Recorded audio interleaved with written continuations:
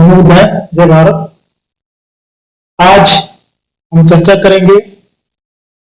बहुत ही मुद्दा तो छोटा है, लेकिन बहुत इसमें माइनर फॉल्ट। हम उस पर आज जानकारियां आप लोगों को देने जा रहे हैं। उसको आप लोग वीडियो को पूरा ध्यान से देखिएगा तो आपको जानकारियां मिलेंगी। हमारे साथ नीतीश जी बैठे हुए हैं।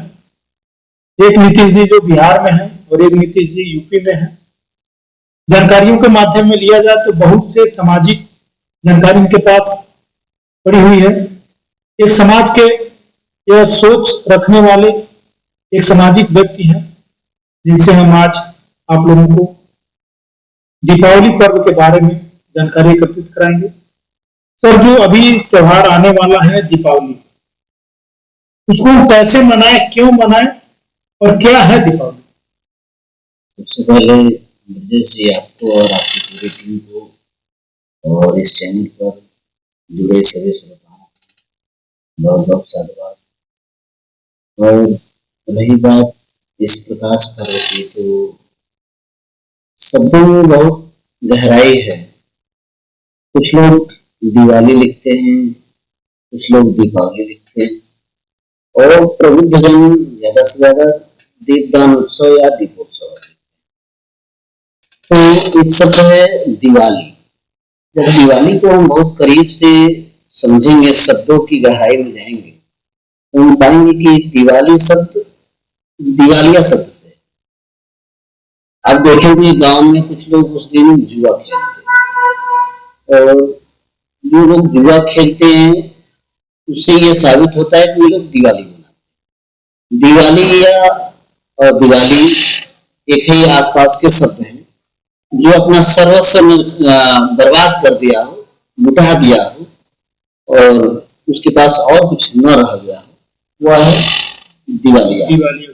और ताश खेलकर, जुआ खेलकर उस दिन ये लोग साबित करते हैं कि हम दिवाली मना रहे हैं। दूसरा शब्द है दीपावली। दीप धन आवली शब्द से बना हुआ यह शब्द है दीपावली, जिसमें दीप का अर्थ है दीपक और आवली का अर्थ है पंक्ति। तो पंक्तियों में हम जब अपने घरों को दीप से सजाते हैं तो वे लोग मनाते हैं दीपावली।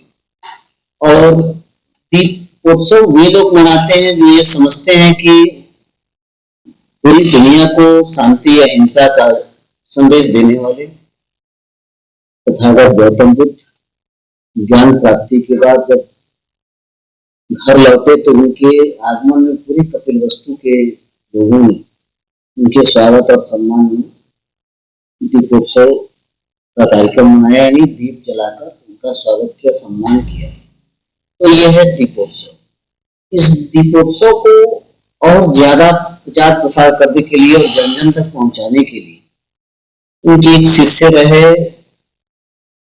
बौद्ध अनुयायी सम्राट अशोक जी, जो कार्तिक मास की अमावस्या तिथि 84,000 चैत्य बौद्ध विहारों की स्थापना कर इसी दिन को उन्होंने इसका उद्घाटन किया।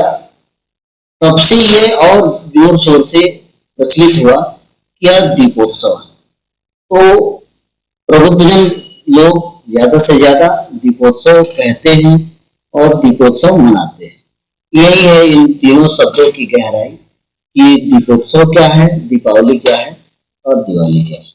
एक्चुअली जो भारत के लोग मनाते हैं और भारत के लोग जो जानते हैं वो किस चीज को जानते हैं? इसमें कई जगह विरोधाभास है। कई लोग तो एक काल्पनिक पुस्तक जिसको सुप्रीम कोर्ट ने मुकदमा संख्या 412/1971, जिसको सुप्रीम कोर्ट ने साबित किया कि वह काल्पनिक पुस्तक है, तो वो कहानी ही काल्पनिक है। जब कहानी काल्पनिक है तो उस कल्पनाओं में जो लोग मनाते हैं वे लोग दिवाली मनाते हैं। लेकिन जो लोग थोड़ा सा प्रबुद्ध हैं वे लोग थोड़ा अच्छे से सजाते हैं घर को, तो लोग दीपावली मनाते हैं। और जो लोग उस सत्य, हिंसा और शांति के अग्रदूत तथागत गौतम बुद्ध के विचारों से ओतप्रोत वे लोग दीपोत्सव। आपके अनुसार कैसा मनाना चाहिए? हमारे अनुसार तो मैं समाज को ये संदेश दूंगा कि दीपोत्सव मनाएं और भगवान बुद्ध ने कहा कि यह प्रदीपो भव, अर्थात अपना प्रकाश स्वयं बने और अपने बच्चों को पढ़ाएं, शिक्षा की ओर बढ़ाएं और तमाम जो विस्फोटक पदार्थ उस दिन प्रयोग किए जाते हैं ऐसे पदार्थों से बचा जाए। जो आपने विस्फोटक पदार्थ का नाम लिया, वास्तव में है तो हानिकारक ही, जी शरीर को भी हानि पहुंचाती है और वातावरण को भी हानि पहुंचाती है, इसके पक्ष में मैं भी नहीं हूँ। लेकिन एक्चुअली वास्तव में जो दीपोत्सव है जिसको आप फॉलो करते हैं, तो आपके अगर फॉलोअर्स हैं, अगर मेरा वीडियो देख रहे हैं, तो किस तरह से अपने घर में मनाएं उसको? देखिए, मैं सबसे यही निवेदन करूंगा कि वे लोग दीप जलाएं और दीप जलाकर अपने घरों में मिठाइयाँ बांटें, आसपास के लोगों में मिठाइयाँ बांटें।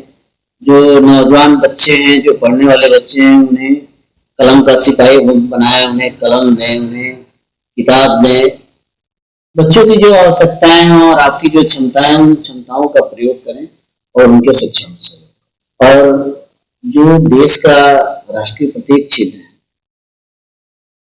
अशोक स्तंभ, उसको कहीं स्थापित करें जिससे ये प्रेरणा लें कि हमें हमारे अंदर राष्ट्रीय एकता की भावना जाती तो कहीं कहीं हर आदमी को जो अशोक स्तंभ की आप बात कर रहे हैं, जानकारियां भी मेरे ख्याल से नहीं है कि अशोक स्तंभ है क्या। जी अक्सर ये देखने को मिला है, तो कई लोगों के पास नहीं होगा, जैसे आपके भी फॉलोअर्स होंगे, उनके घर नहीं होगा। उस स्थिति में वो किस चीज की मान के उसकी पूजा कर सकते हैं। देखिए, हमारे पास कई ऐसे जैसे नोट हो गए, हमारे पास उस पर भी अशोक स्तंभ है। हमारे पास जो सिक्के हैं उस पर भी हैं। हमारे पास कई ऐसी पुस्तकें हैं जो एनसीईआरटी ने लॉन्च किए, उसमें अशोक स्तंभ के चित्र हैं, उसमें भारतीय संविधान की प्रस्तावना है। ये बहुत अच्छी बात है, एनसीईआरटी को भी इसके लिए मैं धन्यवाद देता हूँ कि ये सब चीजें उसमें इंक्लूड की।